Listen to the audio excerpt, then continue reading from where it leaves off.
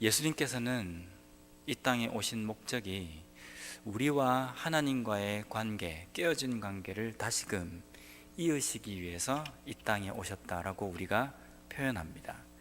그래서 예수님을 오직 유일하신 중보자이시다라고 이야기를 합니다. 근데 이 중보자 역할을 구약시대에 사람이 담당한 적이 있습니다. 그 직분은 제사장의 직분입니다. 물론 제사장이 예수님처럼 하나님과 인간과의 관계를 완전한 다리 역할을 담당한다는 것이 아니라 하나님 앞에 직접적으로 나가지 못하는 백성들이 하나님 앞에 예배를 드리고 제사를 드리며 제물을 드릴 수 있도록 중간에서 교두보 역할을 한 사람들입니다. 근데 이 제사장의 직분을 감당하기 위해서는 위임식을 거쳐야 합니다. 오늘 읽은 출애굽기 29장 1절부터는 제사장의 위임식을 어떻게 이행해야 하는지에 대해서 기록하고 있습니다. 우리가 읽은 절은 몇 절이 되지 않지만요, 1절부터 쭉 읽다가 보면 제사장 한 명을 임명하기 위해서 상당히 많은 절차가 필요합니다. 첫째는 제사장은 온몸을 깨끗하게 씻어야 합니다. 깨끗하게 준비한 상태에서 깨끗한 옷을 입고, 깨끗한 옷을 입었다고 해서 끝나는 것이 아니라 소와 또 양을 잡아서 속죄제와 화목제를 드려야 합니다. 번제와 소제도 드려야 합니다. 한 번만 드릴 것이 아니라 일주일 동안 이 일을 행합니다. 일주일 동안 제사장은 거룩한 이 제사장 직무를 감당하기 위해서 준비를 해야 합니다. 처음에 시작해서 마지막 날까지 안 좋은 생각, 좋지 못한 행동, 좋지 못한 말은 입 밖에도 내지 않고 제사장의 위임식을 마지막 마칠 때까지 철저하게 준비를 했습니다. 왜냐하면 이 제사장의 직무는 일반 사람들이 하나님 앞에 함부로 나갈 수 없기 때문에 하나님 앞에 나아가는 일을 대신 담당해야 하는 사람입니다. 일반 사람들이 하나님을 대면하기 위해서 나아갈 때는 그 자리에서 죽을 수도 있었습니다. 죽을 수도 있는 그 자리에 제사장이 대신 가기 때문에 거룩하지 않은 상태에서 하나님 앞에 나아갈 때에는 제사장도 죽음을 면할 수가 없었습니다. 철저하게 준비했음에도 불구하고 그 일을 이행할 때에, 제사장의 그 직무를 이행할 때에 조금이라도 실수가 있거나 좋지 못한 부분이 있거나 하나님께서 원하시는 대로 하지 않았을 때에는 그 자리에서 제사장도 하나님께서 죽여버리셨습니다. 그러니까 이 일을 감당하기 위해서는 제사장은 철저히 준비를 해야 했습니다. 제사뿐만이 아니었습니다. 제사장이 하는 일은 백성들에게 율법을 가르치고 또 일반적인 법에 대해서 시시비비를 가리는 일도 제사장이 했습니다.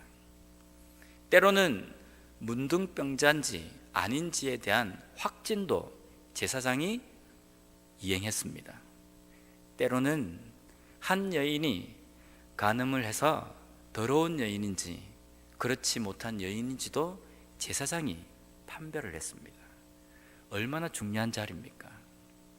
이러한 제사장의 위치이기 때문에 일주일 정도는 이 음식을 해야 된다고 생각하는 것이 어쩌면 우리의 생각 속에 당연하다라고 생각할 수 있습니다.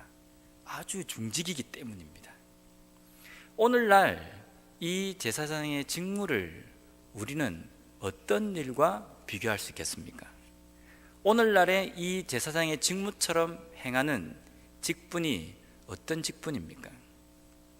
대다수가 강대상에서 말씀을 증거하는 목사다라고 이야기를 하십니다. 근데 목사만 제사장입니까? 베드로전서 2장 9절 말씀에 보면 이렇게 기록되어 있습니다.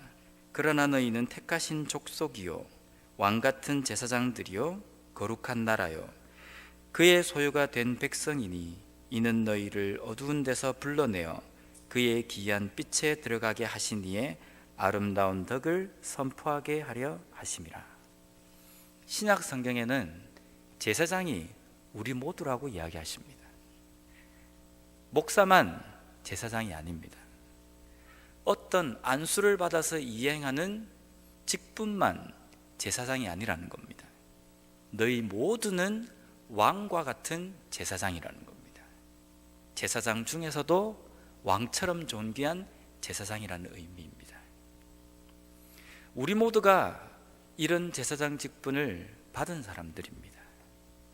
단순하게 이름만, 직분만 제사장의 직분을 우리가 받은 것이 아니라 우리가 하나님의 일을 할 때에도 구약시대의 제사장들이 했던 것처럼 7일 동안 위임식도 하고 거룩하게 준비하면서 이 직무를 감당해야 된다는 겁니다.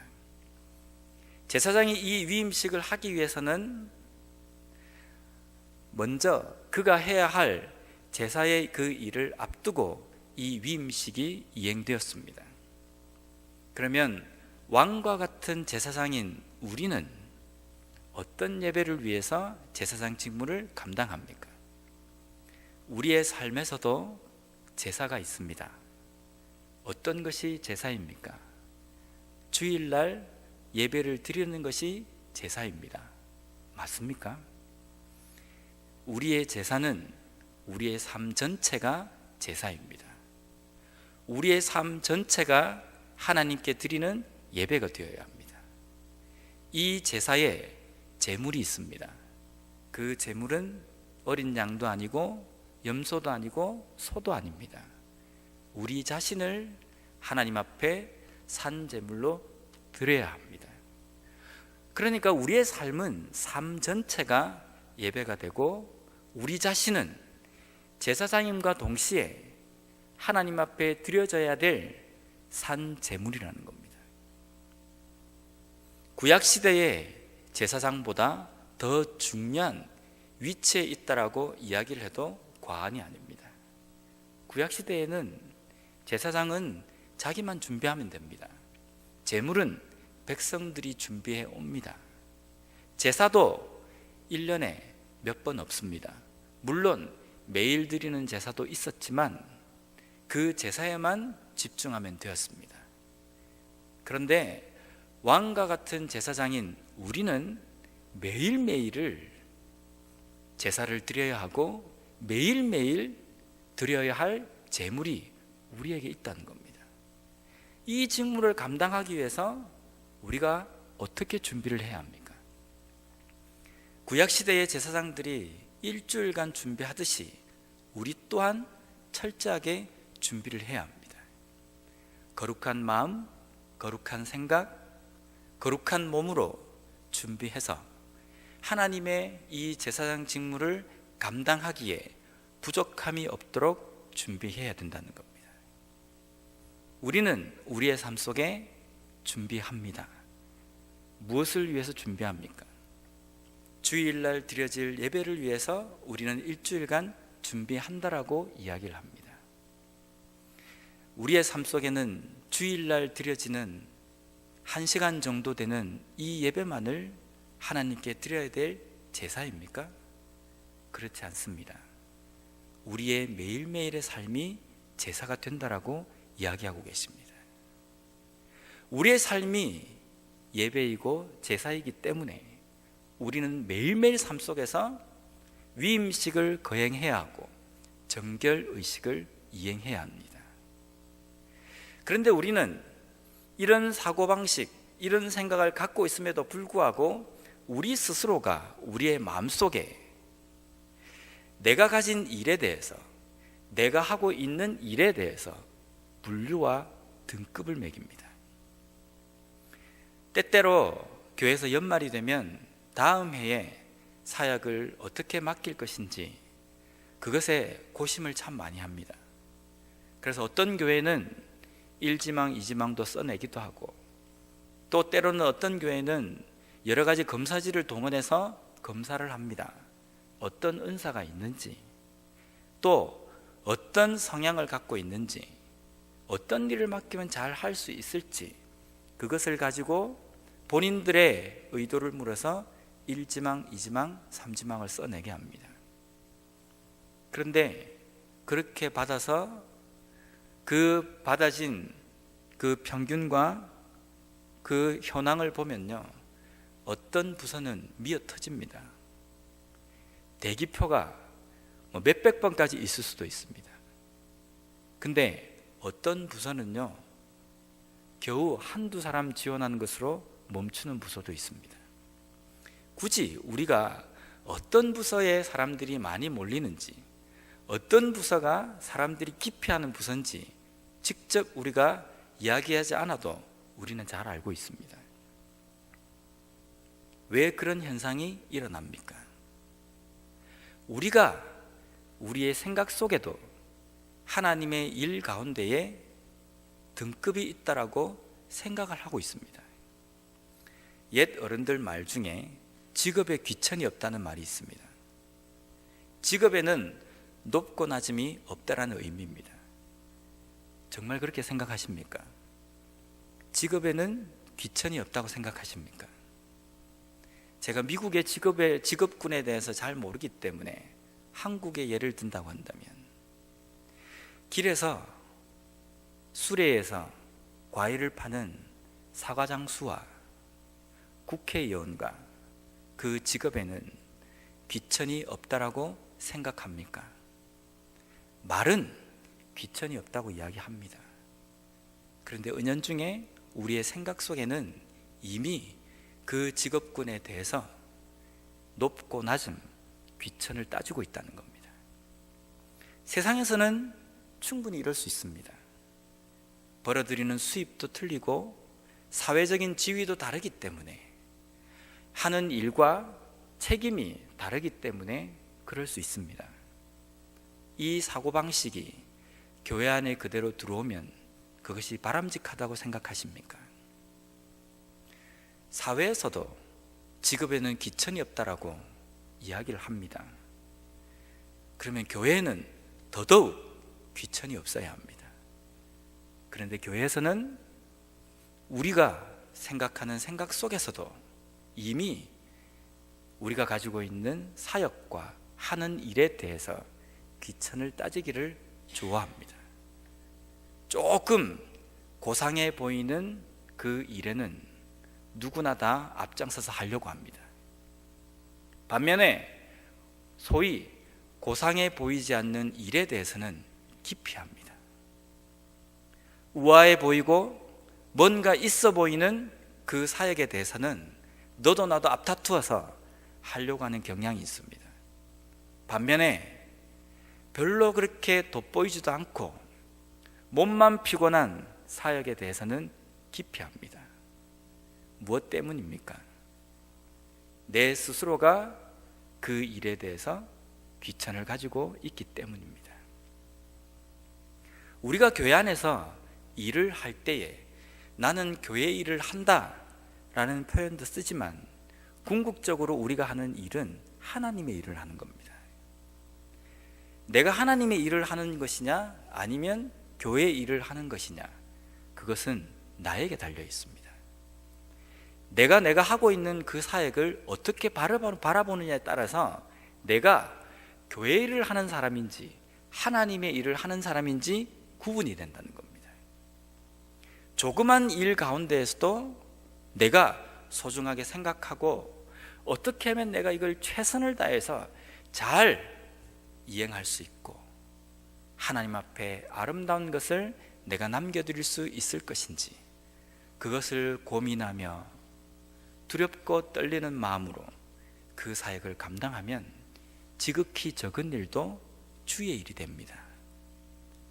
반면에 아무리 고상해 보이고 아무리 그 일이 중책이 따르는 일이라 할지라도 그 일에 대해서 준비도 없고 마음적으로 이것이 하나님께 드리는 일이라는 생각도 없는 상황에서 그 일을 감당한다고 한다면요, 그것은 교회 일밖에 되지 않습니다.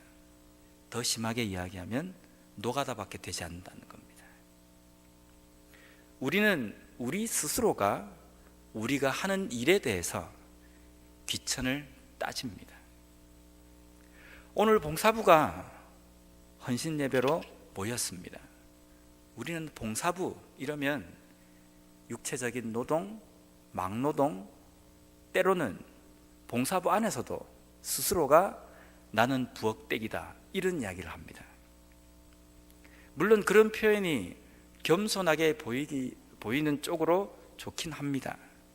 하지만 우리가 곰곰이 생각해야 될 부분은요, 일주일간 내가 주일날 이 하루에 봉사부 일을 감당하기 위해서 제사장이 7일 동안 위임식을 하며 거룩하고 정결하게 준비하듯이 나 또한 주일날 이 봉사부 사역을 감당하기 위해서 마음적으로 삶적으로 준비를 하며 이 일을 감당하려고 주일날 오느냐를 우리 자신이 돌아봐야 된다는 겁니다.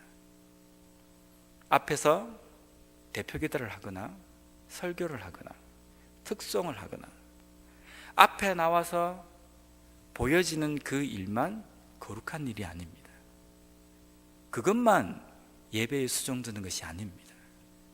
그것만 깨끗하고 정결해야 된다는 법칙이 없습니다. 안내를 맡건 청소를 하건 부엌에서 일을 하건 쓰레기를 치우건 어떤 일이든지 우리는 하나님 앞에 하는 거룩한 일입니다. 하나님의 일을 하는 데에는요, 아무나 하는 것이 아닙니다. 적어도 마음적으로 준비된 사람이 해야 합니다. 적어도 제사장이 그 직무를 감당하기 위해서 위임식을 이행하듯이 우리 또한 우리의 삶에서도 그러한 준비된 마음으로 그 사역을 감당해야 된다는 겁니다. 만약에 우리가 그런 준비가 없이 이 사역을 감당한다고 한다면 우리 스스로가 우리가 하는 그 일에 대해서 하나님의 일이 아니라 소위 말하는 노동으로 전락시키는 결과를 가질 수 있다는 겁니다. 때때로 우리가 이 사람이 어떤 일을 하느냐에 따라서 그 사람을 평가하기 좋아합니다. 제가 일전에 한번 예를 든 적이 있습니다. 한 교회에서 사역을 할 때인데 오예배를 하기 위해서 찬양을 준비를 하는데 본당이 비어 있었습니다. 그래서 악기도 세팅하고 찬양을 준비하는데 어떤 한 여자분이 본당 중간에 앉아 계시는 겁니다. 보니까 얼굴도 깡마르고 피부도 까무잡잡합니다. 키도 작고 눈도 땡그란 게 딱 보니까 필리핀 사람인 줄 알았습니다. 그래서 속으로 생각할 때 우리 교회 어떤 집사님이 국제 결혼을 하셔가지고 이분이 오늘부터 우리 교회를 나오시게 되었나 보다 이런 생각을 했습니다. 근데 한국 사람들은 동남아 사람 그러면 조금 우리보다 아래인 사람처럼 보질 않습니까? 물론 저도 그 사람을 보는 순간, 그분을 보는 순간 필리핀 사람이구나 라는 생각을 했습니다. 그런데 나중에 알고 보니 그분이 미국의 아주 유명한 주립대에서 바이올린으로 박사 학위를 받고 이제 막 귀국하신 분이라는 겁니다. 그 말을 듣고 난 다음에 그분 외모를 보니까 그 까무잡잡함이 상당히 다부짐으로 보이는 겁니다. 키도 작음이 매운 고추 같다는 생각도 드는 겁니다.